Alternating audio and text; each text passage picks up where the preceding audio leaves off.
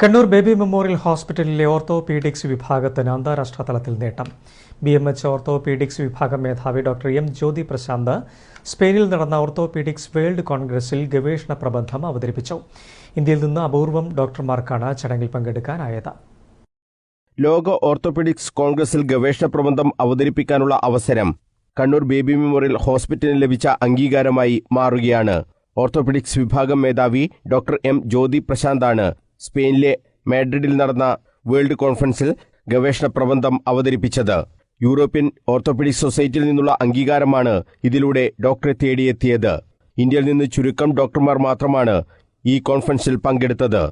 കാൽമുട്ടിലെ meniscal repair സർജറിയിലെ പുതിയ സാങ്കേതിക വിദ്യയാണ് ഡോക്ടർ സ്വന്തമായി വികസിപ്പിച്ചെടുത്തത്.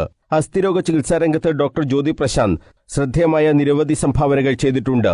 ഗവേഷണ പ്രബന്ധം കേരളത്തിലെ വൈദ്യശാസ്ത്ര മേഖലയ്ക്കും അഭിമാന നേട്ടമായി. News bureau, Kannur.